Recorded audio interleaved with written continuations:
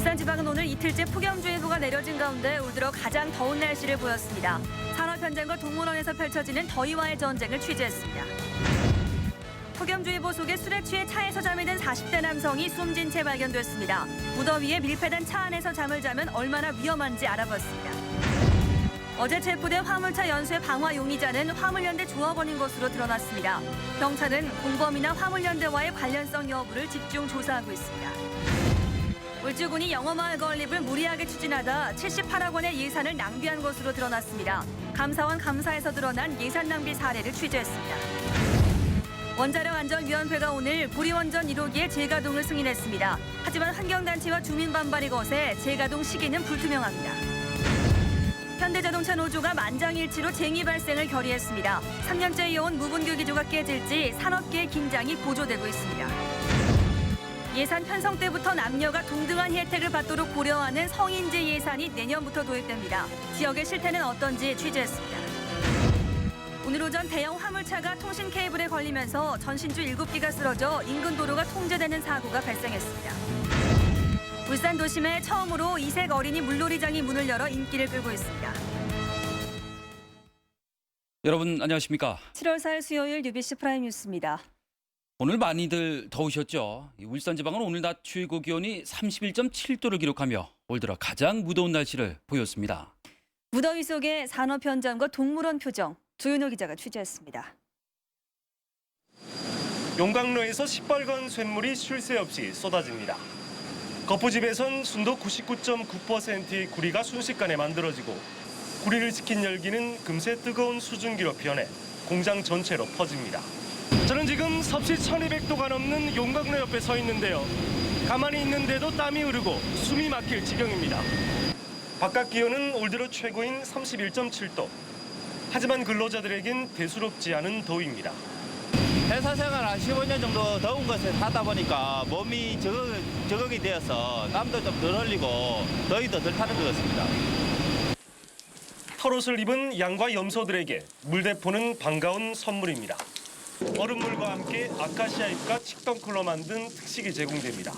얼음물을 공부하면서 물어들보다 더 많이 더 섭취를 하고 아카시아든지 침동굴들을 추가로 급여하면서 허약한 개체를 그 몸 상태를 최대로 올리고 있습니다. 신울산전력소는 오늘 오후 3시 울산 지역 순간 전력 사용량이 366만 9천 킬로와트를 기록하며 어제에 이어 올 들어 최고치에 근접하고 있다고 밝혔습니다. 울산 기상대는 내일 오전 5mm 안팎의 적은 비가 내리면서 이번 더위가 한풀 꺾이겠다고 내다봤습니다. UBC 뉴스 조윤호입니다. 어제 체포된 화물 차량 연수의 방화 용의자는 화물연대 조합원인 것으로 드러났습니다. 경찰은 용의자를 입건해 화물연대와의 관련성을 조사하고 있지만 용의자는 혐의를 부인하고 있습니다. 보도에 김규태 기자입니다. 화물 차량 연쇄방화 용의자는 화물연대 부산지부 소속 조합원인 것으로 경찰 조사 결과 확인됐습니다. 경찰은 용의자가 연쇄방화 사건 며칠 전 부산 중고차 시장에서 용의 차량인 1996년식 회색 소나타3를 구입했고 추적을 피하기 위해 차대 번호와 번호판을 없애고 차를 불태운 점 등으로 미뤄 이 남자를 방화 혐의 등으로 입건했습니다. 용의자가 강하게 부인하고 있지만 경찰은 통신 자료 등을 근거로 혐의 입증에 자신감을 내비쳤습니다. 전체적으로는 부인하고 있고 일부 시인하는 부분이 있는데 증거가 나오면 제시하면 일부 시인하고. 현재 경찰 수사의 초점은 공범 검거와 화물연대와의 연관성에 맞춰져 있습니다. 파업을 하루 앞두고 비조합원 차량 20여 대가 같은 수법으로 불에 탔기 때문입니다. 하지만 화물연대 측은 이번 사건과 화물연대는 아무런 관련이 없다며 연관성을 부인하고 있습니다. 다음할 때 되면 다른 노동단체나 이런 다 다른 걸 보이는데 경찰은 증거 확보 등 추가로 조사를 벌인 뒤 내일 오전까지 구속영장 신청 여부를 결정하기로 했습니다. UBC 뉴스 김규태입니다. 울주군이 무리하게 영어마을 건립을 추진하다 78억 원의 예산을 낭비한 것으로 드러났습니다. 이 밖에 감사원 감사 결과를 김익현 기자가 보도합니다. 울주군이 추진했던 울주 영어마을 부지입니다. 울주군은 한국수력원자력이 건립비 200억 원을 내기로 했다며 부지를 매입하고 정비하는 데 78억 원을 썼습니다. 하지만 결국 한수원은 건립비를 내지 않았고 감사원은 한수원이 사업비를 낼 수 없다고 했는데도 울주군이 사업을 강행하는 바람에 78억 원의 예산을 낭비했다고 지적했습니다. 감사원은 남구 옥현주공 아파트 앞 방음벽에 대해 지난 2008년 소음 저감 대책을 잘못 세우고 방음벽 자재도 비싸게 샀다며 당시 공무원 3명을 징계하라고 요구했습니다. 남구 여천천 개발 과정에서는 하천 유지 용수를 과다 산정하고 유휴 시설을 활용하지 않아 31억 원을 낭비하고 해마다 3천만 원의 전기료를 더 쓰게 됐다고 지적했습니다. 제 뒤로 보이는 소정유교와 소정광장의 경우 설계 잘못으로 홍수 때 피해가 발생할 수 있는 것으로 지적됐습니다. 중구 구민문화체육센터는 건립부지 변경을 부적정하게 해서 39억 원을 사장했고 자전거도로 확충 사업은 민원을 의식하면서 공사 우선순위와 자전거 보관대 설치에 형평성을 잃었다는 지적을 받았습니다. 전국적으로 30건이 적발된 이번 감사에서 울산은 무려 6건이나 지적돼 예산 집행에 신중을 기해야 한다는 판정을 받았습니다. UBC 뉴스 김익현입니다. 연일 낮 최고 기온이 30도를 웃도는 무더위가 계속되고 있습니다. 이런 날씨에 한 40대 남성이 술에 취해 밀폐된 차에서 잠을 자다 숨지는 안타까운 사고가 발생했습니다. 여름철 밀폐된 차 안에서 자는 잠이 얼마나 위험할까요? 윤경재 기자가 취재했습니다. 한 아파트 주차장에 주차된 승용차 조수석에서 40대 남성이 숨진 채 발견됐습니다.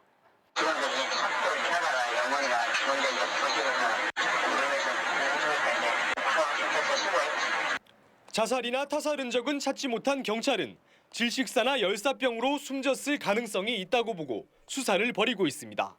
김 씨는 지난 1일 아침 술을 마신 뒤 대리운전으로 아파트 주차장까지 온 뒤 차 안에서 그대로 잠이 들었습니다.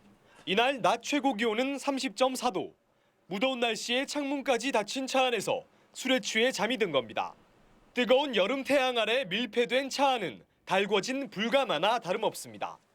지금 바깥 온도는 32도쯤 됩니다. 온도계를 차 안에 놔둔 지 10분이 채 지나지 않았지만 온도계 눈금은 50도를 넘어섰습니다. 도로교통공단에 따르면 햇볕이 내리쬐는 오후 2시, 바깥 온도가 33도면 차 안은 바깥 온도의 2~3배까지 상승합니다. 차량 위치에 따라 100도씨까지 오르기도 합니다. 음주 상태로 차에 자게 된다면 그 자체가 열사병을 유발할 수 있고요. 불감한 상태에서 환자는 열에 노출되게 되고 그 상태에서 환자의 사망에 이를 수 있는. 그렇다고 에어컨을 틀어놓고 자더라도 미세하게 유입되는 일산화탄소에 중독돼 생명이 위협받을 수 있는 만큼 각별한 주의가 요구됩니다. UBC 뉴스 윤경재입니다. 원자력안전위원회가 고리원전 1호기의 재가동을 승인했습니다. 하지만 환경단체와 주민 반발이 거세서 재가동 시기는 아직 불투명합니다. 이다루 기자가 취재했습니다. 원자력안전위원회는 고리 1호기의 주요 설비를 점검한 결과 안전성이 확보돼 재가동을 허용한다고 밝혔습니다. 총체적으로 저희들이 점검을 했고요. 전반적인 안전 부분은 문제가 없음을 확인을 해서 오늘 재가동을 승인하기로 했습니다. 가동 중단 석 달 만에 재가동이 결정되자 환경단체와 주민들은 즉각 반발했습니다. 국제원자력기구 IAEA에 이어 원자력안전위원회까지 주민 안전을 무시했다는 겁니다. 이런 핵발전소 가동 문제를 그 관계되는 많은 사람들의 의견들을 듣지 않고 단독적으로 그냥 독단적으로 했던 아주 심각한 처사라고 봅니다. 은폐와 또 중고 부품으로 인한 우리 지역민들의 불감증을 해소할 수 있는 충분한 여건이 아직 갖춰지지 않았다. 저는 이렇게 생각하기 때문에 1호기는 조건 없이 폐쇄돼야 된다. 울산과 부산 주민들은 재가동 승인 규탄 집회를 열기로 했고 울산과 부산 시의원들은 원전 안전 특위를 구성하기로 했습니다. 하지만 고리 1호기 재가동 시기는 불투명합니다. 지식경제부와 한수원이 주민 반발을 고려해 일단 재가동을 보류하고 주민 설명회 등을 거쳐 시기를 결정하기로 했기 때문입니다. 장마철로 접어들면서 당장 전력 수요 관리가 긴급한 상황은 아니라는 점도 고려됐습니다. 반영단체는 앞으로 고리 1호기 폐쇄를 촉구하는 범국민운동을 벌여나갈 방침이어서 고리 1호기 재가동을 둘러싼 후폭풍이 만만치 않을 것으로 전망됩니다. UBC 뉴스 이다루입니다.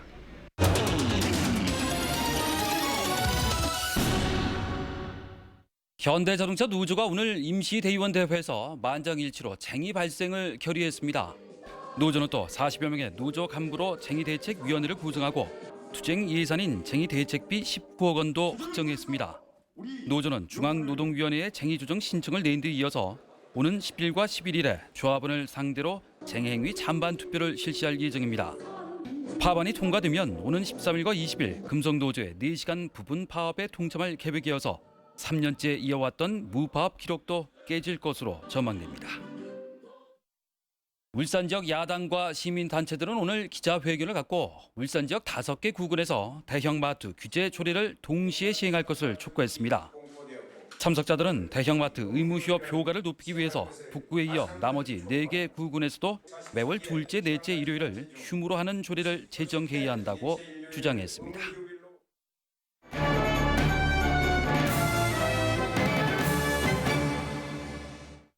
내년부터 예산 편성 때 남성과 여성이 동일한 혜택을 받도록 하는 제도가 시행됩니다. 울산시도 준비에 나섰지만 과제도 적지 않습니다. 보도에 이영남 기자입니다. 교육과기술부가 대학 경쟁력 확보를 위해 지난 99년부터 시작한 BK21 사업. 여성가족부가 혜택받은 대상을 분석해봤더니 여학생은 32%에 그쳤습니다. 실제 여학생은 석사가 50%, 박사는 40%여서 개선 권고가 내려졌습니다. 올해 3월 성별 영향 분석 평가법이 시행되면서 울산도 내년부터 성인지 예산을 도입해야 합니다. 예산 편성부터 남녀 양성에게 미칠 영향을 고려해 동등한 혜택을 받도록 편성하라는 겁니다. 울산시 예산 가운데 여성과 가족복지 등 여성과 직접 연관된 예산은 159억 원, 전체의 0.6%지만 여성 지원 예산은 늘어날 전망입니다. 의무화되어 있는 성인지 예산을 위해서 올해 이제 하반기부터 부서별로 그 예산을 편성하고 있고요. 그와 관련해서는 우리 공무원들에 대한 교육도 하고 있습니다. 국비 확보를 위한 여성 정책 개발이 시급한 과제가 됐지만 울산은 아직 시작 단계입니다. 울산시는 조직 축소로 폐지했던 울산발전연구원 내 여성가족정책센터를 최근 부활했지만 전담 인력은 2명뿐입니다. 행정기관의 여성지원부서도 부산시가 2개 과에 8개 개가 있는 것과 달리 울산시는 4개 개에 불과하고 그나마도 복지에 치우쳐 있습니다. 여성 인권이나 여성 정책 그리고 지역의 여성들이 많이 원하는 돌봄이라기보다는 복지 이런 데 이제 좀 치우쳐 있는 것들이 좀 많이 개선됐으면 하는 바람입니다. 부산시가 2개 구의 부단체장을 여성으로 임명하는 등 많은 시도가 여성 친화 도심을 내세워 예산 편성과 국비 확보에 나서는 점을 울산시도 눈여겨볼 필요가 있습니다. UBC 뉴스 이영남입니다. 광역시장 협의회장인 박맹우 시장이 오늘 6대 광역시장과 국무총리와의 간담회에서 2,300억 원에 달하는 취득세 감면액의 보전을 건의했습니다. 박 시장은 정부의 주택거래 취득세 50% 감면 조치로 울산시의 경우 올 들어 5월까지 취득세 징수액이 123억 원이나 줄어든 만큼 정부가 보전해야 한다고 주장했습니다. 박 시장은 이와 함께 2살 이하 아동 보육료에 대한 국비 지원과 부가가치세의 5%인 지방 소비세율 인상, 소형 항공기의 지방공항 취향 지원과 시내버스 준공영제 지원 확대 등을 정부에 요청했습니다. 박대동 신임 새누리당 울산시당 위원장이 오늘 취임식을 갖고 본격적인 활동에 들어갔습니다. 박 위원장은 이 자리에서 낮은 자세로 시민들을 섬기고 총선 공약을 반드시 지켜서 올 연말 대선 승리에 기여하겠다고 밝혔습니다. 진보신당 울산시당 창당준비위원회는 오늘 기자회견을 갖고 올 연말 대선을 앞두고 8월까지 정당 설립 추진기구를 구성해 제2의 창당에 나서겠다고 밝혔습니다. 진보신당은 지난 4.11 총선에서 정당 유지 최소 득표율 2%에 못 미치는 1.13%의 득표를 얻어 정당 등록이 취소됐습니다. 학교 폭력을 신고하는 울산 117 신고센터에 하루 평균 19건의 피해 신고가 접수되고 있는 것으로 나타났습니다. 울산경찰청은 지난달 18일 울산 117 신고센터가 문을 연 지 보름 만에 287건의 학교 폭력 피해가 접수됐다고 밝혔습니다. 이는 경찰청을 통해 전국의 신고를 통합 접수하던 때보다 7배 이상 증가한 수치입니다. 울산 지역 식당 4곳의 음식에서 식중독 원인균이 검출됐습니다. 식품의약품안전청은 지난달 여름철에 많이 먹는 음식을 검사한 결과 울산에서는 남구달동 냉면집 한 곳과 북구 화봉동 콩국수집 한 곳에서 대장균 양성 반응이 나왔고 남구옥동과 울주군 범사업의 김밥집에서는 기준치의 7배에서 11배에 달하는 식중독 원인균인 황색 포도상구균이 검출됐다고 밝혔습니다. 식약청은 영업정지 등 행정처분을 내리도록 해당 구군에 의뢰했습니다. 오늘 오전 10시쯤 울산시 교육청 정문 앞 도로에서 혁신도시로 가던 공사 차량이 전신주 케이블에 걸리면서 전신주 7개가 쓰러졌습니다. 이 사고로 교육청 진입도로 등 주변 도로가 통제됐으며 교육청과 아파트로 연결되는 인터넷 회선이 끊어져 교육청 직원과 인근 주민들이 큰 불편을 겪었습니다. 오늘 오전 10시 15분쯤 울주군 상구면 신불산 간월제 휴게소 부근에서 등산을 하고 내려오던 43살 김모 여인이 탈진해 항공구조대에 의해 35분 만에 구조됐습니다. 소방당국은 신불산 정상에서 내려오던 김 여인이 갑자기 탈진 증상과 호흡 곤란 증세를 보여서 병원으로 구송했다고 밝혔습니다. 동부경찰서는 오늘 동구 서부동의 대기업 주변 상가 밀집 지역에서 게임장을 운영하며 환전을 해준 업주 51살 엄모 씨를 붙잡아 조사하고 있습니다. 엄 씨는 지난 3월부터 손님이 얻은 점수만큼 현금으로 바꿔주는 수법으로 1억여 원의 부당이득을 챙긴 혐의를 받고 있습니다. 다음은 간추린 뉴스입니다. KCC는 오늘 울산 공장에서 정몽진 회장을 비롯한 회사 관계자들이 참석한 가운데 도료 수지 신공장 준공식을 갖고 본격적인 상업 생산에 들어갔습니다. 외부 이물질을 모두 차단하는 자동화 시스템을 갖춘 신공장에서는 앞으로 연간 5만 7천 톤의 자동차 도료와 합성 수지를 생산하게 됩니다. 울산시는 오늘 경찰과 한전 등 9개 기관이 참석한 가운데 여름철 집중호우로 사연댐이 붕괴하는 상황을 가정한 주민대피 도상훈련을 실시했습니다. 시는 이번 훈련 결과를 바탕으로 이달 안에 댐 비상대비 주민대피 계획을 재정비할 계획입니다. 고래관광의 비전을 제시하게 될 울산국제관광학술대회가 사흘간의 일정으로 오늘 문수 컨벤션센터에서 개막했습니다. 이번 학술대회에서는 해양관광 활성화를 주제로 다양한 토론회가 열리며 국내외 학자들의 관광 관련 논문 180여 편도 소개됩니다. 2012 한국서각회 학술대회가 오늘 문화예술회관에서 열렸습니다. 이 자리에서 김인호 광운대 교수는 울산 대곡리 바위 그림과 한국 서각의 전통에 대해, 그리고 배우경 원광대 문자예술연구소 연구위원은 현대 서각의 조형미에 대해서 발표했습니다. 지적장애인들의 재활을 돕기 위한 지적장애인 복지대회가 오늘 시의회 대회실에서 열렸습니다. 오늘 행사에서는 중고장애인 보호작업장 엄명숙 씨와 울산시 지적장애인협회 남구지부 오기선 씨 등 7명이 시장 표창과 감사패를 받았습니다. 한우협회 울산지파는 오늘 남구 옥서 초등학생들을 대상으로 한우 맛체험 행사를 가졌습니다. 오늘 행사는 외국산 쇠고기 수입으로 국내 한우 농가가 어려움을 겪는 상황에서 자라나는 어린이들에게 한우의 소중함을 알리기 위해 마련됐습니다.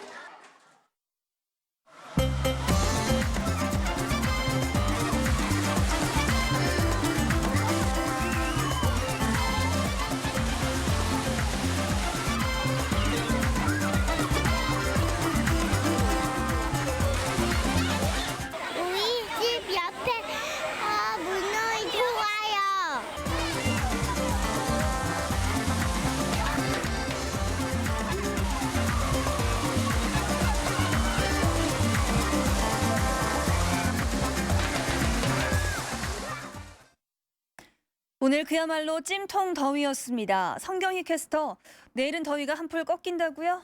네, 어제보다 더 무더웠던 하루입니다. 오늘 한낮 기온이 32도 안팎까지 올라서 올 들어 가장 더웠는데요.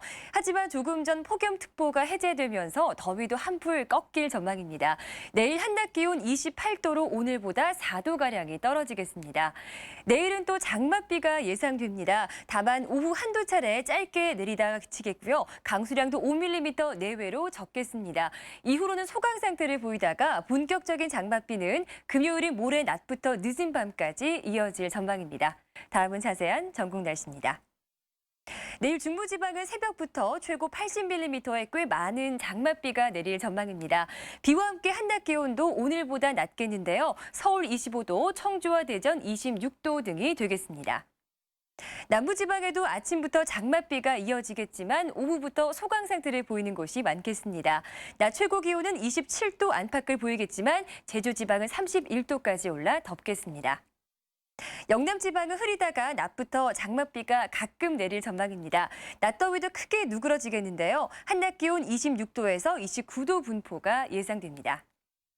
바다의 물결은 최고 2.5m로 약간 높게 일겠습니다. 모레 장맛비가 지나면 당분간 뚜렷한 비 예보는 없는 상태고요. 낮 기온도 30도를 밑돌아서 큰 무더위도 없을 전망입니다. 날씨였습니다.